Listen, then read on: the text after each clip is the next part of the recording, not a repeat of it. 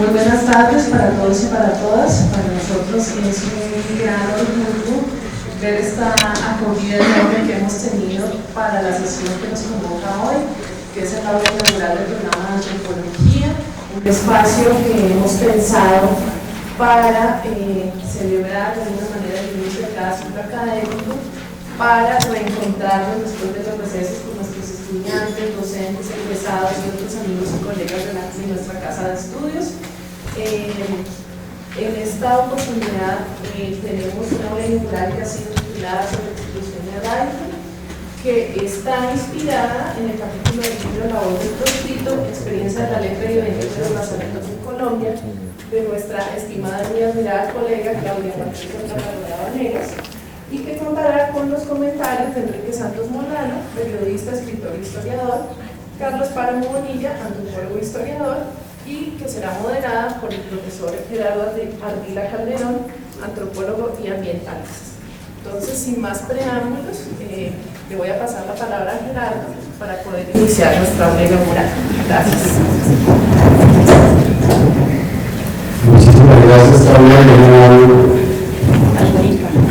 Carolina.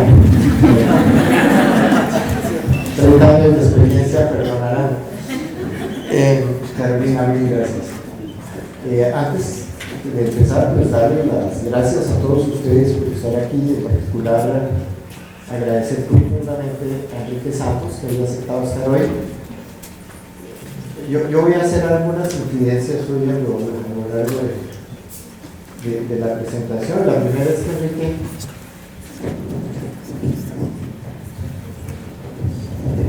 y cuando les toque a ellos que me quito la corbata. Gracias. Enrique normalmente los jueves no acepta nada porque escribe sus columnas. Entonces yo sé que cuando me dijeron que era jueves me preocupó un poquito por esa razón. Entonces, encima de todo, quiero agradecerle que haya aceptado el grupo, que sabemos que es el día de internado. Muy amable. Y agradecer también mucho a Carlos Páramo por haber aceptado. Apenas le dije que si nos acompañaba, dijo sí, voy a estar muy lejos, pero llego el día anterior. ¿Y llegaron las maletas? Llegaron anoche. Ah, bueno. Entonces, muchísimas gracias primero de todos los dos. Luego, muchísimas gracias a la doctora Claudia Platarrueda por tanto esfuerzo y tantos años de trabajo que hace que quienes tuvimos la posibilidad de estar cerca de ella estos 30 años, Esteban, nos sentimos especialistas en letra, ¿verdad? Lo hemos tenido que escuchar durante tanto tiempo. Entonces, muchísimas gracias, Claudia. Y bueno, y gracias, estoy viendo en el público una cantidad de gente muy amables, todos los que están aquí por acompañarnos hoy. Muy especialmente estoy viendo personas que vinieron de Agua de Dios, muy amables por ese viaje, por venir hasta aquí, acompañarnos. También hay aquí personas que vinieron de tratación, por etapas, pero aquí están, ¿no? Muchísimas gracias por estar aquí hoy, porque para ustedes esto es algo que tiene que ver mucho con la vida que les ha tocado y que les tocó, y que para ustedes no es un cuento, sino es otra cosa, ¿no? Es mucho más cercano. Veo aquí también a la presidenta de la Sociedad Colombiana de Criminología, me encanta el concepto de bienvenida. Muchas gracias, Santiago Murphy. Gracias a todos los que están hoy aquí, mil gracias. Tenemos un público también tan cualificado como los invitados. Bueno, vamos a hablar del libro de Claudia. Yo querría pedirle el favor a Claudia, sé que no le gusta hablar y yo me siento allá, pero si no me toca hablar, le voy a pedir que nos haga una brevísima presentación de su trabajo como abrebocas, digamos, ¿no? Y luego, Carlos y Enrique, yo voy aprovechando y les voy dando la palabra. No vamos a hablar un discurso cada uno, no vamos a conversar. Por eso va a ser un lío el micrófono pegado en algún lado. Pero ya, se lo pasamos a Claudia y a usted le va a tocar estar corriendo para allá y para acá toda la tarde.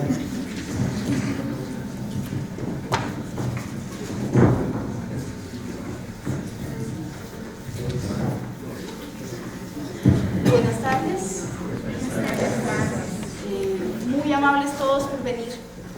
Agradezco a Hernán, a María Teresa, que viene de Agua de Dios, a mi primo, que nos tocó hermanarnos en la vida por nuestro afecto con la historia de contratación y nuestra cercanía propiciada por uno de los protagonistas de esta historia que vamos a conversar hoy, que es Peter, el tío Peter. Digamos, tratando de ser breve y para dejar conversar a los amigos, a Enrique, a Carlos, que les agradezco mucho esta oportunidad. Digamos que quiero hacer como la mención de unos puntos que me parecen importantes, que inspiraron todo el tiempo mi trabajo, pero de alguna manera lo permitieron por el impulso y la vitalidad que tenía, digamos, en mi interés. Yo no puedo hacer en este momento una síntesis de la historia de la lepra en el país y de los lazaretos. Estamos próximos a cumplir 150 años de historia de Agua de Dios. Contratación tiene unos años más, desde 1834, pero digamos, más allá de que alrededor de la lepra y del lazareto puede entenderse la historia digamos, de la forma como el país ha asumido el manejo de las enfermedades, el higienismo y el tránsito hacia la salud pública. Quisiera decir que en el encuentro que yo tuve con el tema de la lepra, dos cosas fueron fundamentales. La primera de ellas, encontrarme, después de haber leído muy brevemente unos trabajos iniciales, en un mundo que me pareció inicialmente patas arriba, en donde, digamos, todos los referentes que uno pudiera tener acerca de unas personas afectadas por una enfermedad tan, digamos, que leemos y que entendemos como una afectación catastrófica en la vida, digamos, de las que tenemos unas formas de imaginarla muy vinculadas con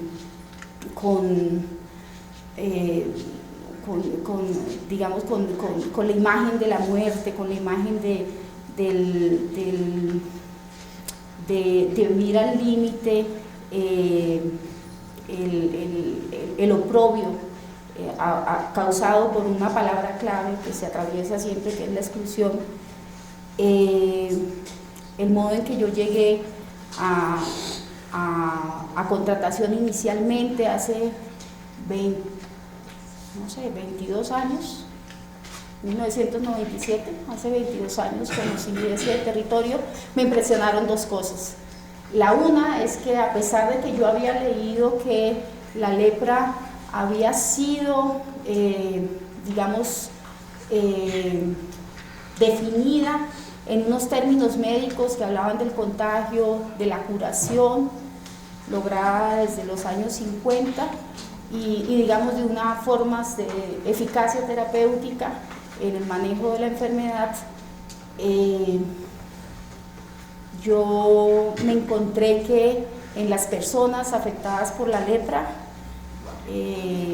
las mujeres y los hombres que habían sido diagnosticados y aquellas familias que los rodeaban, viviendo con ellos en los lazaretos, en contratación inicialmente, me encontraba que había una resistencia pertinaz a aceptar las nociones biomédicas de la enfermedad. Buena parte del libro que yo presento, que yo logro componer, está dedicado a explicar esa circunstancia. Las distintas maneras como en el tiempo se resistieron esos conceptos biomédicos y digamos la aceptación de una autoridad médica para tratar de esos asuntos. Por otra parte, eso por supuesto es herencia, digamos, de un trabajo precedente que no quiero dejar de nombrar, que era el de Juliana Obregón, que decía que la medicalización de la lepra había sido muy difícil, digamos, el hecho de ganar autoridad de los médicos. Yo constaté, digamos, que eso era una realidad vivida mucho más allá de simplemente ser un hecho médico, sino que había unas concepciones de la enfermedad que eran terriblemente interesantes. Por otra parte, el otro punto era, que está también atravesado durante todo el texto, era entender cómo esta noción de los lazaretos como lugares separados, como lugares anómicos, como lugares oscuros, digamos, que eran nombrados en la literatura biomédica, en los informes y demás, como lugares asociales, se me encontraban, se me mostraban nombrados y recordados y rememorados con la gente con toda la vitalidad posible de algo que yo he querido llamar hoy una memoria comensal, un comensalismo muy, digamos, nostálgico del tiempo de los lazaretos, aquel tiempo que terminó en 1961. Eso para mí fue impactante. Digamos que dediqué mucho tiempo de mi vida a tratar de explicar cómo era posible que este lugar que se nombraba con tanto dolor producía tanta vitalidad y donde, digamos, la resistencia había sido no solamente de las personas, digamos, diagnosticadas con lepra, sino de una mayoría inmensa de familiares que soportaron el hecho de ser ilegales en el lazareto durante mucho tiempo y persistieron en vivir y acompañar a las personas, a sus allegados. Esas dos cosas son las que se explican en el texto. A mí hoy me interesa mucho, cuando miro eso, me parece que yo he tratado de seguir alimentando mi interés por hablar con la gente sobre su historia, con mi familia, con mi padre, y me llama mucho la atención hoy tratar de entender por qué la gente, cuando habla, para hablar de su historia, tiene que remitir a la historia de los demás. Mi padre, cuando habla de sí mismo, habla de mucha gente. Cuando la gente en contratación en Agua de Dios me quiere relatar su historia tiene que hablar de mucha gente. Esa vocación de una memoria que, digamos, que habla de compartir juntos no solo el alimento, y eso es muy importante porque yo entendí, más adelante, después de que ya este libro estaba escrito, hablé mucho con los niños y las niñas, hijos de enfermos y enfermos ellos mismos, digamos, los niños que habían sido segregados de sus padres enfermos y llevados a los asilos para niños sanos o enfermos de lepra. Eso es, digamos, una institución llena de muchas otras instituciones. Cuando yo hablaba con ellos había realmente un sentido de compartir que se expresaba mediante el gusto, se expresaba mediante el olor, era una memoria sensorial muy fuerte.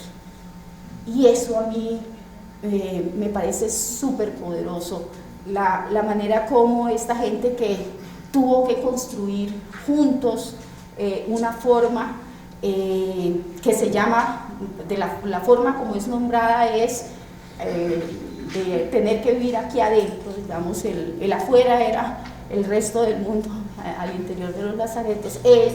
Esa vocación de construir una memoria junta a partir de compartir el alimento, de compartir la fiesta, de compartir la vida en toda su complejidad, Eso me parece una vocación muy, muy importante en términos de pensarnos nosotros, de la necesidad de construir una memoria en la que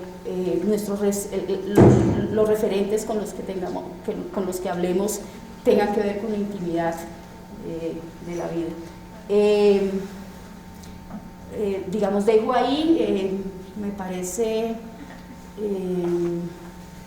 importante que hoy podamos hablar acerca de lo que suscita el tema de la lepra, hacia dónde nos puede llevar, digamos, esa conversación. Bien.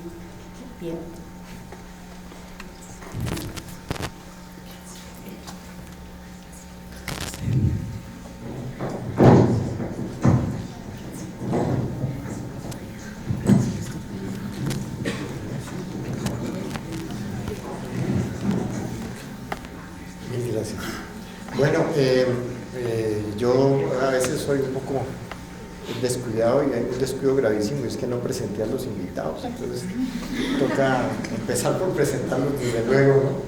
Entonces pues ya, lo que pasa es que como son tan conocidos uno se le olvida que tiene que hacerlo, pero estamos hoy con la suerte de tener a Enrique Santos, que pues, yo creo que todos los que vivan en este país han tenido algo que ver con Enrique a lo largo de su vida, periodista con una de las columnas de opinión que más impacto tiene en el país y con una obra muy interesante que combina su capacidad de novelista con su capacidad de historiador.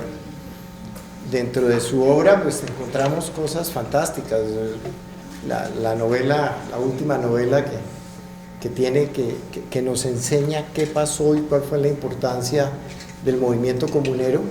Es una novela impresionante, La Mancha de la Tierra, que además de mostrarnos esa historia del movimiento comunero, siempre Enrique tiene la capacidad de hacer una verdadera disección de la sociedad colombiana desde el siglo XIX, desde el siglo XVIII. Cada que hace una nueva obra le permite a uno entrar en un ámbito completamente novedoso. Pero quizás la obra más que a mí más me impresiona y que creo que lo compartimos muchos es El corazón del poeta, que es Enrique dice que es la biografía del poeta Silva, pero eso no es verdad. Es mucho más que eso, es la biografía de Bogotá. Yo creo que es la única biografía cuidadosa de Bogotá, pero además es la biografía de la élite colombiana. Y nos muestra cómo se generaron las fortunas y el poder de los que hoy, como poderosos, siguen impidiendo que nuestra tierra, nuestra patria tenga la posibilidad de desarrollar formas de gobierno y formas de relacionarnos completamente distintas. Entonces, podría seguir diciendo las cualidades de Enrique.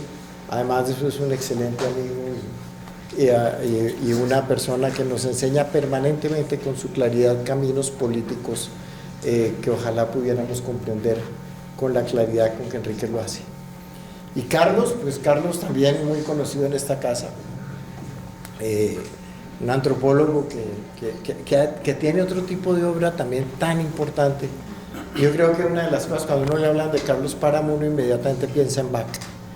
Y piensa en Bach porque el programa de Carlos en la Radio Nacional sobre Bach, yo creo, y creo que no estoy exagerando un milímetro, es uno de los programas más importantes que se han hecho en la radio colombiana en los últimos 30 años.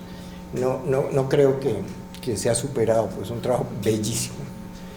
Y luego pues otros trabajos que él ha hecho también en radio tan importantes como la música, toda esa música que tiene que ver con los distintos momentos de la historia. Yo no sé cómo llamar esa música porque uno no la puede cerrar, ¿no? Es la música norteña, pero es la música también que viene de Muso, pero es la música que aparece con la guerrilla, en los lugares en los que la guerrilla utilizó la música para poder comunicarse, pero es la música también que tiene que ver con los paramilitares, pero también es la música campesina que viene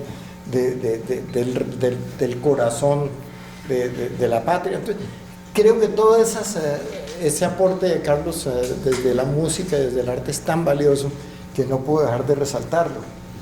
Pues además de eso acaba de ser mi jefe, entonces ya no, entonces es importante también decirlo, por si acaso. Entonces Carlos acaba de dejar la dirección del Departamento de Antropología de la Universidad Nacional y yo creo que Carlos ha hecho un aporte muy importante a la discusión del método también. Y tiene una relación muy importante con Enrique en la medida en que Carlos ha estado luchando por abrirle las puertas en la Academia Colombiana, particularmente a una forma de antropología que es la antropología histórica. De manera que creo que ahí encontramos un campo en el que todos confluimos. Claudia, con esa intención tan grande de hacer una etnografía con una raíz que arranca en el siglo XVII, en el siglo XVIII todo el tiempo. Carlos también en medio de eso, defendiendo una etnografía tradicional y una etnografía, y cuando digo tradicional lo digo con convicción, lo digo porque es un tipo de etnografía que no podemos perder. El posmodernismo no nos puede pasar por encima como una aplanadora y dejarnos vacíos y dejarnos sin posibilidades de entendernos y de comprendernos. Creo que eso es de lo más valioso del trabajo de Claudia.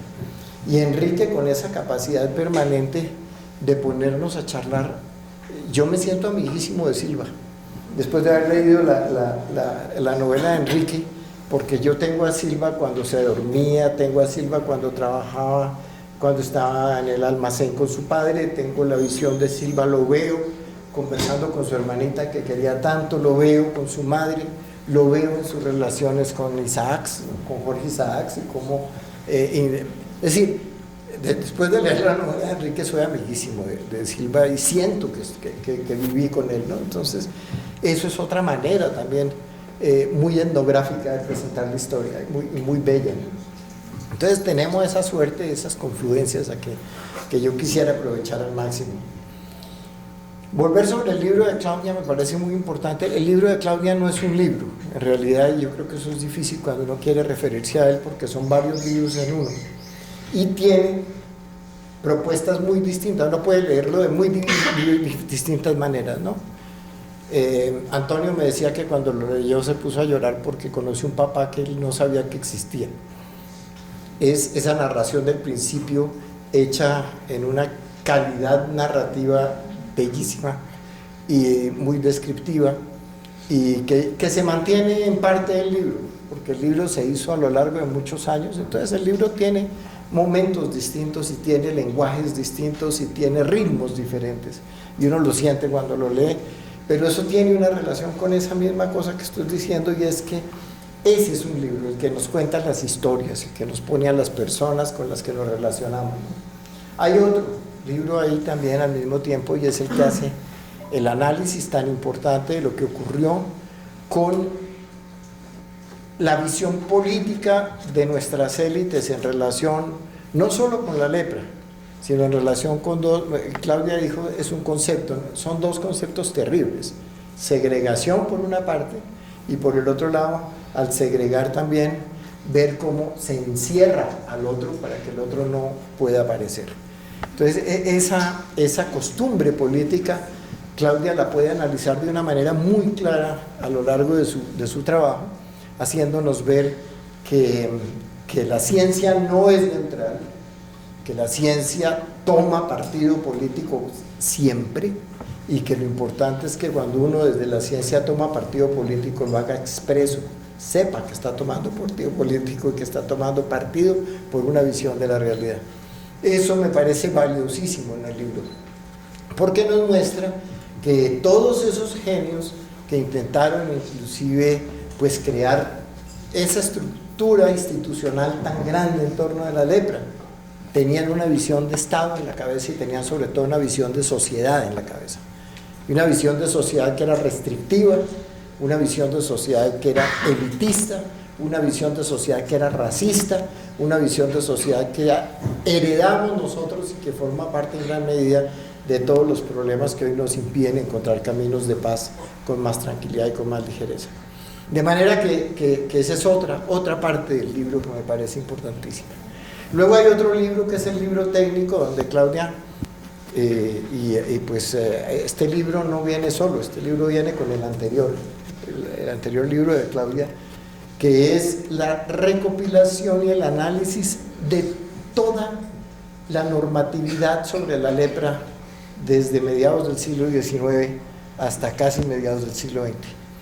Y es un trabajo impresionante, es un trabajo que se hizo, que Enrique sabe hacer, que Carlos ha hecho, que es el trabajo que se puede hacer en los archivos y que se hace en lugares como la Biblioteca Nacional, por ejemplo.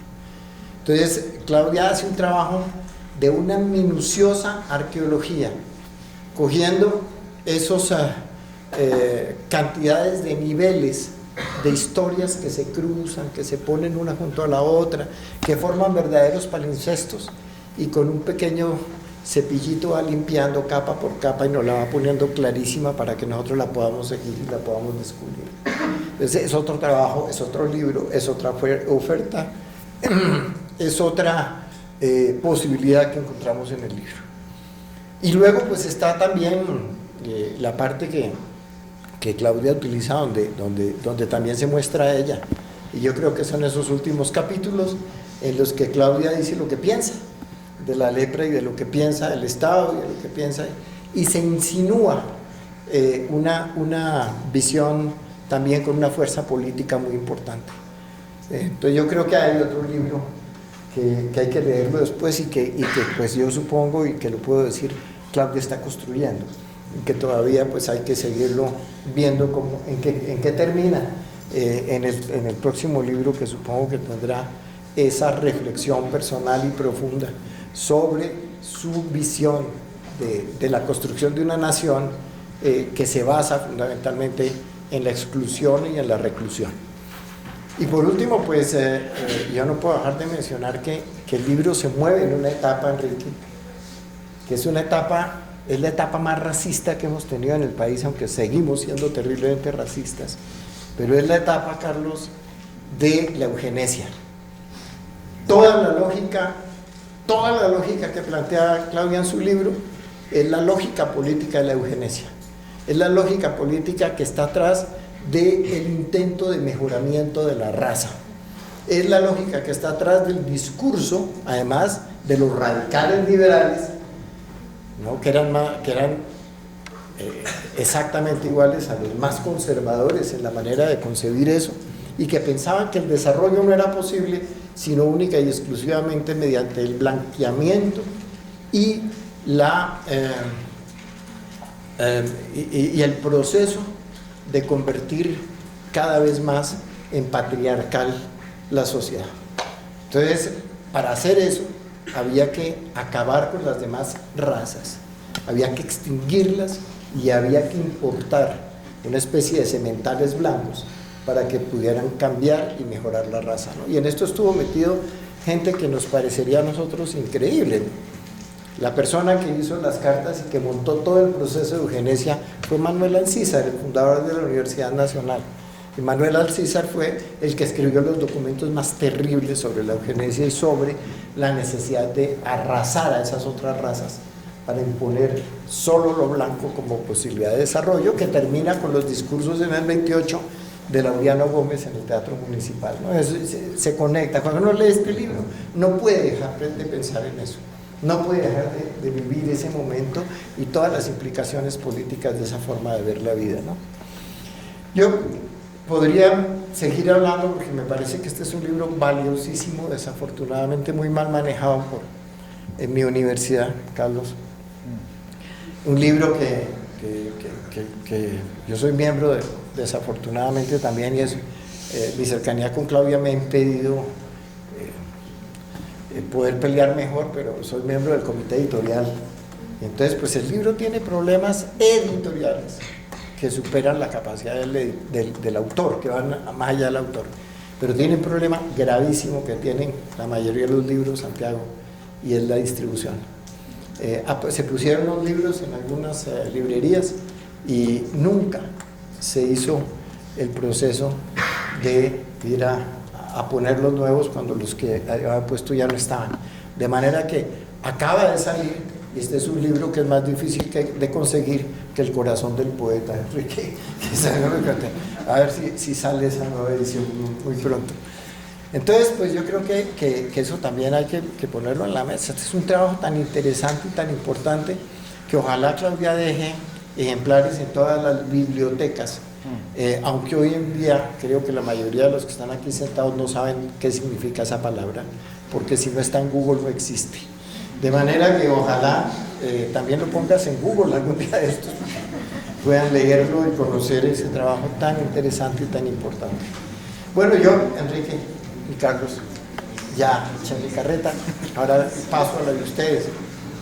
Yo quisiera, Enrique, pedirle pues obviamente su concepto, cómo vio el libro, cómo le pareció, pero yo quisiera aprovechar su conocimiento de ese momento del cambio del siglo, entre el siglo XIX y el siglo XX, que es donde ocurre gran parte de lo que Claudia nos trae en este libro, para enriquecerlo un poco con su propia experiencia, pero conteste primero su llamado.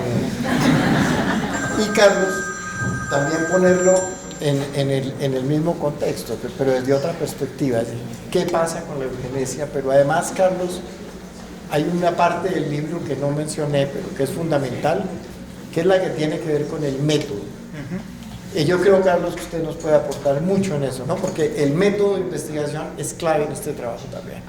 Y es algo que uno quizás, cuando lee el libro, por la forma como está escrito, no piensa en las implicaciones metodológicas de ese trabajo. Entonces, gracias, Enrique, bienvenidísimo. Yo le pego esto por aquí, para que el señor no tenga que andar corriendo. Vino de todas maneras, bueno. Ya.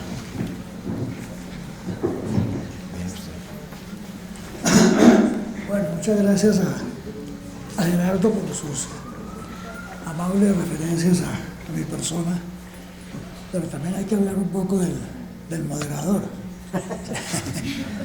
Quizá antropólogo. No habíamos preparado esto por si acaso.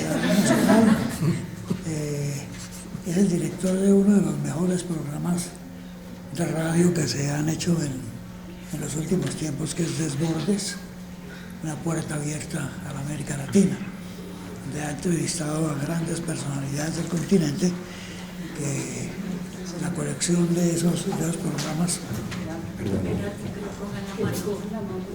No, porque suena mucho. La colección de esos programas constituye un valioso archivo documental para enterarnos de cómo está actualmente la situación política, económica y social de nuestra gran patria, la América Latina. Además de eso, Gerardo pues es director del Centro de Estudios Sociales de la Universidad Nacional.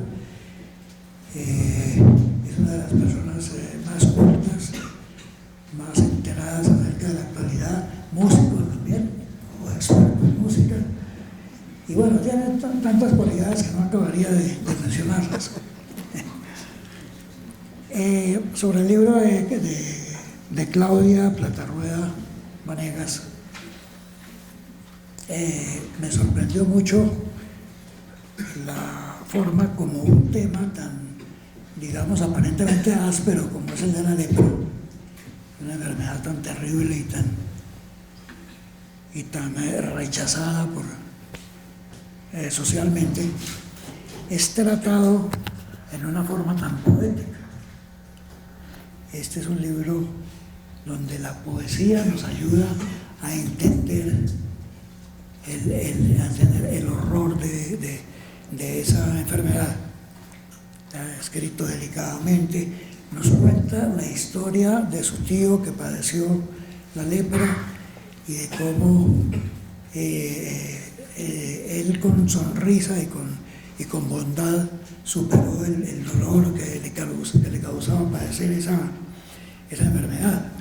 Y a través de esa figura vamos viendo cómo la lepra es una excusa para la exclusión social, para la proscripción, ¿no? Y cómo detrás de ella se esconde otra enfermedad todavía peor, que es la pobreza. porque sí es cierto que los que padecen la lepra han sido víctimas de la exclusión social, de la proscripción desde hace poco menos un siglo.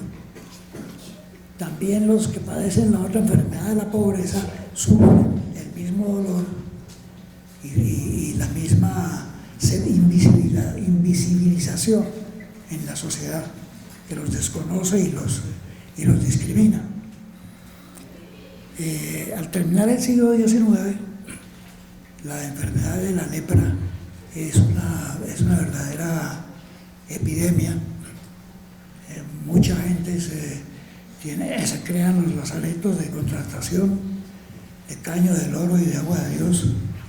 Contratación en Santander, caño del oro en Bolívar y agua de Dios en Cundinamarca. Y allá son llevados pues todos los que padecen la lepra, recluidos como casi como indeseables en esos leprocomios o lazaretos.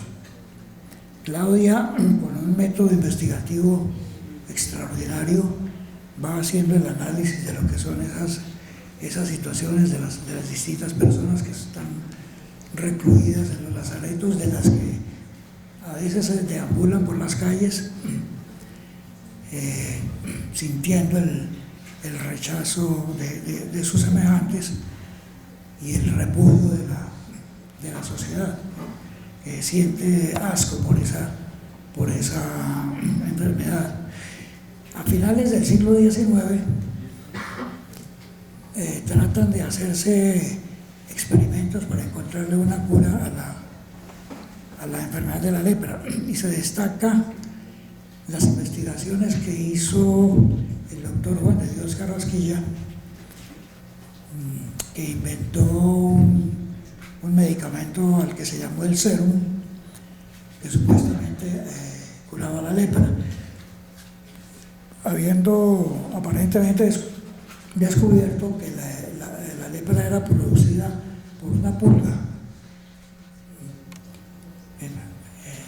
Era el vector del contagio de la lepra. Y el doctor Carrasquilla desarrolló su serum, trató de aplicarlo, fue noticia mundial, hasta que en la revista londinense The Lancet le dieron un golpe tremendo, demostrando que su descubrimiento no tenía ninguna utilidad. Dice, eso fue una gran decepción, no solo para el doctor Carrasquilla, sino para todos los que padecían la enfermedad, y habíamos tenido la esperanza de que el serum o lo que llaman la seroterapia podría ser la curación de esa enfermedad. La lepra, pues a lo largo del siglo XX fue una enfermedad que se extendió en muchas partes del país.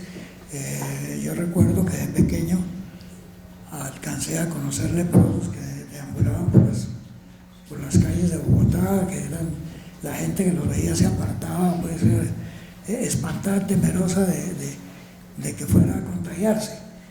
Pero ya el mismo doctor Carrasquilla había sostenido que la lepra no era una enfermedad realmente contagiosa, sino que era producida por un elemento como la pulga. No queda demostrado que efectivamente fuera una pulga, pero sí que era una enfermedad que se producía por un microbio, un insecto que no está, o no sé, que yo sepa no está especificado. Aquí en la investigación de Claudia se arroja alguna claridad al respecto.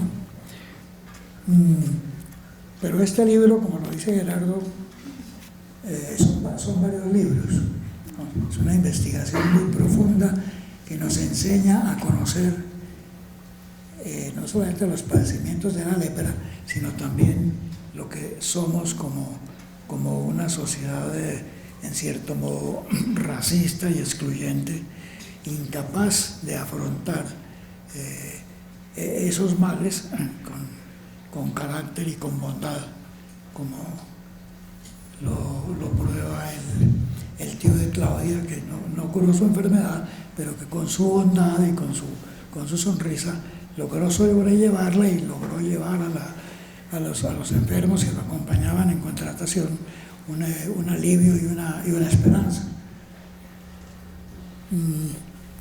Sobre la metodología del libro, creo que puede decirnos aspectos más interesantes el doctor Barón.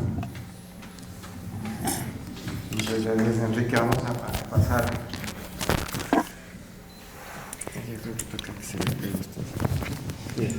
Muchísimas gracias y un saludo muy cálido a todas y a todos, evidentemente a quienes están aquí conmigo hoy. Agradezco enormemente la invitación y las palabras enormemente generosas de Gerardo. Un saludo al doctor Santos y quisiera,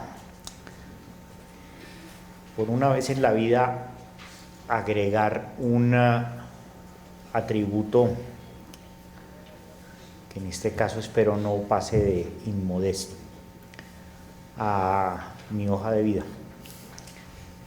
y es que es algo muy significativo en mi vida, y es algo que puedo decir, es tener el enorme orgullo de ser colega y de ser amigo de Claudia. Y lo digo por muchas razones. Lo digo por muchas razones. Digamos, no lo digo, es el momento de decirlo, pero no lo digo de una manera ajena a lo que pensaba desarrollar en respuesta a lo que me invitó a discutir Gerardo. Con Claudia nos conocemos hace ya bastante tiempo, nos conocemos desde el pregrado en antropología en la Universidad Nacional, aunque verdaderamente vinimos a acercarnos bastante fue ya durante el curso de la maestría en antropología en la Universidad Nacional, donde varias tuvimos el goce, si se quiere el privilegio, de verse gestar este trabajo. Y eso da mucha materia para pensar las cosas. Hacíamos un grupo sólido, divertido y a su manera muy disciplinado de trabajo, trabajando en cosas a veces enormemente distintas, donde nos encontrábamos insospechadamente con Luis Alberto Suárez, que fue un importante docente aquí en antropología, con Laura Sánchez, con David Arias, con Claudia, discutiendo cada uno sus problemas y viendo cómo se nutrían los trabajos y en el mejor de los sentidos viendo cómo en el reflejo del trabajo de cada una y cada uno se encontraba también un atisbo que enseñaba algo nuevo para el trabajo propio. Y en esa gestación del libro, y además fue casi de la mano con la segunda maternidad de Claudia, hay algo que me parece a mí importante anotar. Yo, en un sentido distinto, discutiría el acerto perfectamente plausible de Gerardo, el doctor Santos, sobre el hecho de que sean varios libros. Yo quisiera resaltar el hecho de que se trata de un libro. Y es lo primero que yo quisiera decir, porque Claudia se propuso escribir un libro desde que se propuso escribir la tesis de maestría. Y es algo que continuamente nos desestimula. O sea, vivimos en un universo de clasificaciones y este es un trabajo sobre el lado oscuro de la clasificación. La cultura es clasificar. La cultura es indivorciable de la clasificación. Pero la clasificación es tan necesaria como puede ser agobiante y puede ser absolutamente segregadora, restrictiva. Y a nosotros, a nosotras habitualmente nos acostumbran a pensar nuestros trabajos con arreglo a unas clasificaciones prefabricadas que las más veces van en contravía de cómo solemos comunicar. Marco conceptual, antecedentes, estado del arte. Todas esas cosas que aquí en el externado son un fetiche absoluto. Y en la nacional también, y probablemente lo es en todos lados. Ciertas formas de pensar los problemas que además se supone que deben vertirse más o menos de manera similar en la confección de un texto. Por lo cual, rara es la ocasión en que una tesis de pregrado o una tesis de posgrado es agradable de leer. Puede ser muy interesante de leer. Pero a veces está tan absolutamente restringida a esas formas que por alguna razón que yo nunca me he explicado, supuestamente las hacen más científicas. Que se pierde justamente todo el contorno, el esfumado que le da profundidad, que le da perspectiva, que le da luces y sombras a un problema. Claudia se propuso escribir un libro desde el arranque. Y un libro obedece a otra lógica de comunicación. Yo creo que la primera lección que uno puede tener de este tipo de productos es que es hora de que empecemos a pensar en escribir libros. Entre otras cosas porque el libro hoy en día es un manifiesto político, así no parezca. En un mundo que cada vez es más mezquino, cicatero y miserable, como es el mundo académico, porque cada vez nos obliga a restringirnos a formas de comunicación las más mezquinas. El artículo de 25 páginas a espacio y medio con letra Times New Roman y citación no sé qué. El libro es un acto de generosidad, es un acto de prolijidad, de querer dar cuenta de un fenómeno en sus contornos amplios, de querer trazar horizontes y no quedarse en esa pobre economía de guerra del artículo, que puede ser importante, pero en un mundo que solo se llena de artículos, evidentemente el mundo se vuelve absolutamente pobre y aburrido. De tal manera que pensar un libro, querer hacer un libro, entregar un libro es un don. Y vaya don.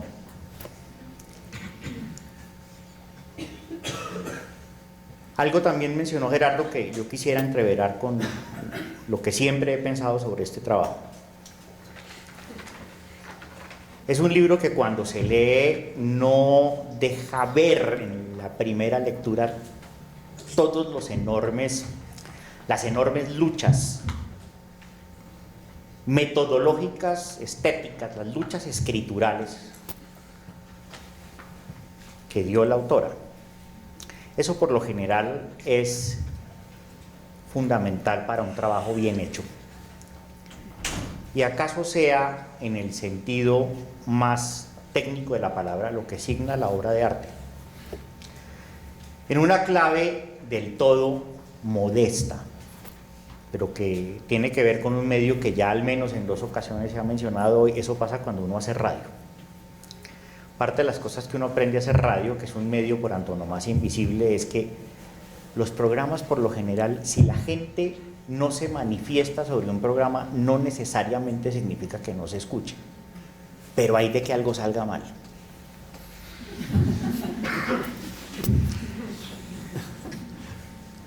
Por lo general el programa que funciona es el que no genera esos comentarios escandalosos de que entró un audio mal, de que algo se cortó, de que algo se dijo, etc.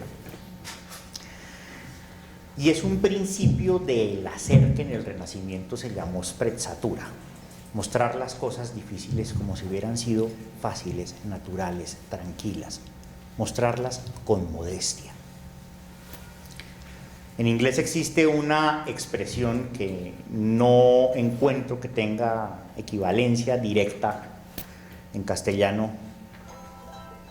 que en el caso de Claudia sería algo así como she wears her erudition lightly. Ella porta su erudición de manera holgada, tranquila, como si no se le notara. Y eso es importante. Y es importante por muchas razones. Un historiador medievalista francés, Jacques Le Goff, alguna vez hacía una meditación del todo acertada a mi juicio sobre el problema de la erudición. Cierta idea que tenemos nosotros, asaz puritana de academia, de enorme influencia estadounidense, supongo, implica que la erudición es una suerte de pecado, es de mal gusto, es rutilante, y verdaderamente la erudición es una necesidad en estas disciplinas. Quien hace historia no puede prescindir de la erudición, eso no es una plus, como se dice ahora tan odiosamente. No, es una necesidad, y lo mismo en antropología, y lo mismo en geografía, y lo mismo en lo que se quiera. El punto es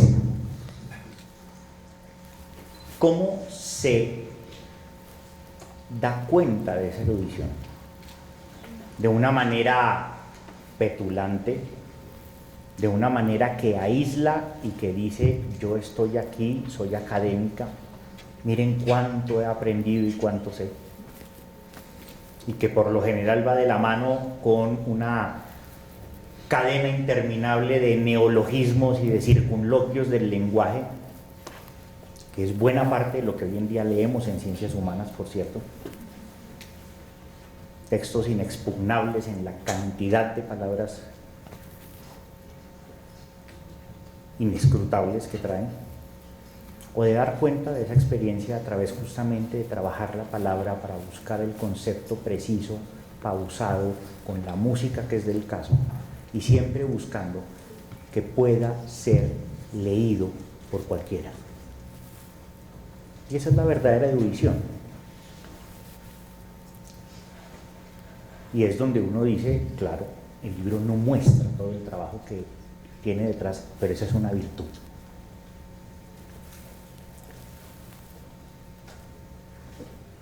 Tenemos una enorme crisis en las ciencias sociales y las ciencias humanas en Colombia. Y es una crisis que más temprano que tarde nos la van a cobrar. Y es cuánto desdeñamos comunicar a quien no hace parte de nuestro círculo.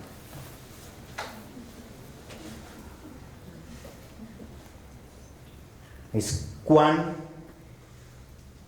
excluyentes somos en nuestro oficio, pensando de manera absolutamente irónica y aberrante que aquello de lo que hablamos solo debe ser entendido por nosotras y nosotros, cuando todo lo contrario es un patrimonio que es común y donde buena parte de quienes son autoras y autores de las historias que escribimos verdaderamente son las personas a las que les adeudamos su enorme generosidad en compartirnos su historia. Y en ese sentido creo que el trabajo de Claudia es modélico justamente en reciprocar eso que ella recogió. Cuando yo conocí a Claudia en la maestría, pues la reconocí, nos conocíamos, hablábamos, etcétera, pero cuando me flechó, fue como en una tercera jornada en la cual hizo una reflexión que siempre la cito con mucha recurrencia en los cursos que he dado en torno a la etnografía. Nosotros venimos de una escuela que nos marcó enormemente en la Universidad Nacional, donde nos enseñaron algo que es perfectamente significativo y que volvió a aparecer en el trabajo de Claudia en un contexto distinto. Caminar es conocer, conocer es caminar. Es un acerto más profundo del que pareciera. Es decir, caminar es una técnica corporal, pero cuando uno camina todos los sentidos están presentes. Uno escucha, uno ve, uno huele, uno siente el cuerpo y también va sintiendo progresivamente cómo el cuerpo se desgasta y también afina los sentidos Y eso evidentemente tiene que ver con el conocimiento, implica una noción de tiempo, una noción de espacio, una noción de pasado, de presente, de futuro. Vuelve a aparecer, y Claudia caminó mucho en Contratación y sus alrededores durante todo su trabajo de campo, que se prolongó mucho más allá de la presentación de su tesis de maestría, y buena parte de eso la incorporó en este trabajo. Pero cuando Claudia me flechó de silla fue porque dijo lo contrario. A mí me habían enseñado que caminar es conocer, y a mí me tocó hacer todo el trabajo sentada. Bueno, probablemente luego hizo recorridos importantes, pero esa idea del sentarse es también muy importante. Lo primero es que casarnos con cualquier fórmula siempre termina siendo un acto vacuo. Caminar es conocer, sentarse también es conocer, implica una actitud. Pero por otro lado, porque el sentarse también implica una técnica del cuerpo, y es una técnica de recogimiento, es una disciplina. Implica algo que es fundamental en el oficio etnográfico y que cada vez pareciera ser más difícil de aprender, y es el tiempo, la paciencia. Estamos en una sociedad que cada día nos impacienta más. ¿Quién de quienes estamos aquí presentes no siente un enorme escozor rayano en la ira cuando el cajero electrónico se le demora? Cuando el clic empieza a generar vuelticas en la pesquisa de la red, cuando los resultados que buscamos no se producen inmediatamente en una pantalla. Y bajo esa lógica temporal adecuamos virtualmente todas las esferas de nuestro conocimiento, comenzando por las jornadas de clase, donde una de las cosas que siempre nos piden cada vez más insistentemente las coordinaciones curriculares, las secretarías, etcétera, es que hagamos las clases dinámicas. Que porque los estudiantes se duermen, que porque 2 horas de clase son... Bueno, yo debo decir una cosa, tal vez no soy el mejor ejemplo, soy bastante Fidel Castro para hablar, pero alguien que estudia antropología debe empezar a disciplinar su cuerpo para sentarse a escuchar durante largos periodos. Es parte del oficio. Y es parte del oficio e implica justamente ese disciplinamiento, esa exacerbación de los sentidos que, como bien lo señala Claudia, estar sentado también implica potenciar todos los sentidos dentro de una idea todavía enormemente estrecha que nos enseñan en estas disciplinas de observación. Aquí buena parte del campo es justamente sintiendo, tocando, imaginando, oliendo, comiendo, intercambiando. En esa idea muy bella que desarrolla Claudia de entrevistar.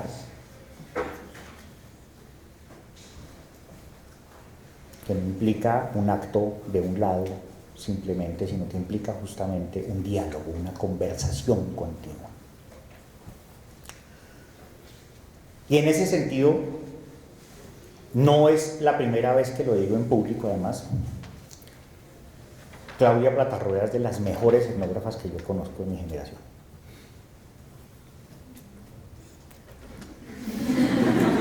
Y es un texto que me parece modélico,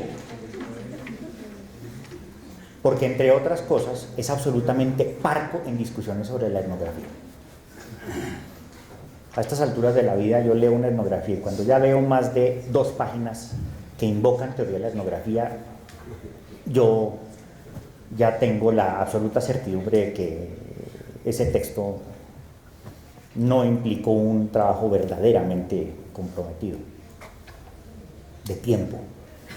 Hay algo que nos suelen decir sobre la etnografía. Solemos imaginar la etnografía como algo que implica desplazamiento, como un hecho espacial. Pero la etnografía es, ante todo, un hecho temporal. y es una disposición temporal.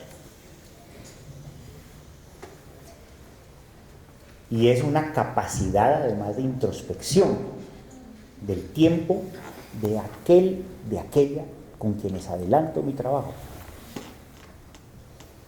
Y de poder dar cuenta además de las fluctuaciones de los ritmos de ese tiempo. Este texto creo que lo hace espléndidamente bien. Y lo hace, insisto, de una manera absolutamente amable. Y creo yo que aquí aplica perfectamente el término que pudiera ser desdeñado en otros ámbitos, de una manera que no solo es abierta y es comprensiva, sino que es profundamente compasiva. Y compasiva no de lástima, compasiva no en términos de caridad, sino de darle sentido, de entender un mundo que no es el mundo propio y de abrirse para entenderlo. Yo sigo creyendo que la antropología tiene que ser profundamente compasiva. Y tanto más compasiva cuando se acerca cada vez más a quien más distinto es a mí. Y en ese sentido, también buscando responder al otro interrogante de Gerardo, hay algo que me gusta mucho en el texto de Claudia, y es que nos pone a pensar sobre justamente, claro, la era de la eugenesia, y que lo pone a uno a pensar en clave de otras historias posibles que serían igual de fascinantes de hacer, aunque serían un poco el anverso de esta historia. La historia de estos médicos, de este cuerpo médico que, leídos en una clave antropológica, dieran cuenta también de su experiencia. Es tan terrible lo que se narra en estas páginas del libro de Claudia, pero terrible surtiendo un efecto que no es el de los textos de denuncia que habitualmente leemos. Tenemos un enorme problema también, creo yo, en nuestra época, y es que estamos acostumbrándonos a un formato literario que es el de los informes del Centro de Memoria, de cualquier otro lado, absolutamente importantes, pero que terminan siendo un catálogo inextinguible de atrocidades. De tal manera que llega un momento en que desarrollamos callo. Y muchas veces nos quedamos en lo sensacional del testimonio y al final terminamos renunciando al por qué. Nos hace falta entender qué pasa en la mente de un paramilitar. Y eso demanda una compasión enorme, porque es mucho más grave no entender qué pasa.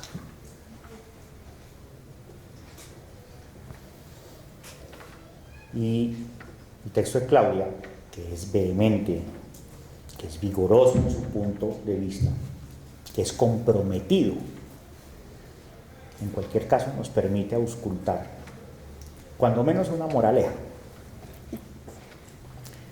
de muchas. Claudia tiene una virtud que es la virtud de la antropología clásica. La antropología se piensa en islas, porque es un poco la vocación de Occidente pensarse en isla. Desde esa utopía eugenésica que es la República de Platón hasta la de Moro, Robinson Crusoe, los argonautas del Pacífico Occidental, tenemos una enorme vocación para entender la sociedad a guisa de una fábula en una isla. Y cuáles son los problemas, pero también los puntos de escape que propicia el aislamiento. Esta es una fábula sobre el aislamiento. Y sobre cómo, sobre ideas que en su momento se juzgaron nobles y propiciadoras del desarrollo, se adelantaron formas absolutamente crueles e inhumanas de aislamiento y de segregación, pero cómo también ahí había espacios de no solo resistencia, de vitalidad continua, de irreverencia, de replanteamiento, de ese mundo al revés que nos contaba Claudia, que fue lo primero que encontró, de cómo nunca termina de extinguirse esas posibilidades de recrear el mundo desde allí.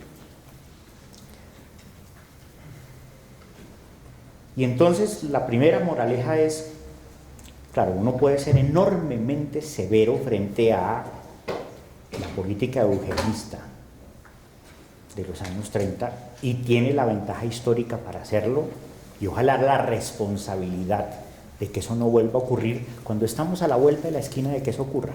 Estamos en la era de Trump, de Bolsonaro, de Duque, de Peñalosa. Pero también, por otro lado,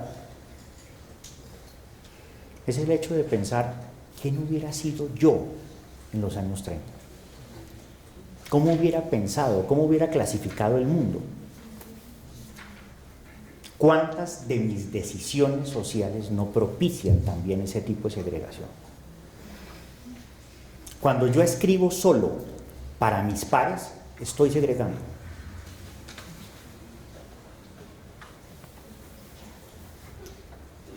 Entonces es una fábula sobre la segregación también, que nos pone en el lado incómodo también de pensar quién hubiera sido yo. Tenemos una historia oscura en la antropología colombiana, que no por oscura implica necesariamente desdeñarla. Y es que sobre esos mismos principios de la eugenesia se construyó buena parte de la antropología colombiana en sus orígenes, como lo es en la historia de la antropología, que es colonialista, que es racista, etc. Pero también por lo general lo que encontramos es una continua historia de liberación. Para nosotros el gran triunfo de nuestra disciplina es el triunfo de una derrota y es darnos cuenta que no nos las sabíamos todas. Que esos otros que creíamos fáciles de resolver, de subjugar, de sojuzgar, podían enseñarnos cosas. Entonces, ya para terminar, creo que hay un aporte importante en la lectura del texto de Claudia sobre las particularidades de esa política en las personas. Yo siento que algo se deriva, que ahí hay una beta que hemos discutido con Claudia en otras ocasiones y que desearía mucho que alguna vez lo desarrollara, y es cuánto deriva en el modelo del lazareto, del leprocomio, como se le quiera llamar, cuánto deriva del modelo de las misiones religiosas. Yo tengo la intuición que las misiones religiosas del modelo, y esto no es ni mucho menos pasar una cuenta histórica, sino de un modelo de pensar, deriva la misión, que deriva en el lazareto, que deriva en el campo de concentración por igual. Un modelo de pensar el mundo con respecto justamente a supuestamente limpiar la sociedad y reformarla. ¿Y qué deriva hoy en día? En las ETCRs. Con eso quería yo terminar. Esto es algo donde no llega el texto de Claudia. Pero hoy tenemos también otros lugares de aislamiento, con otras formas de parias, con otros tipos de personas que portan el estigma social de hoy en día, que no es ser el de leproso, sino el de ser reinsertado, desmovilizado, como se le quiera llamar. Y aquí también tenemos una admonición.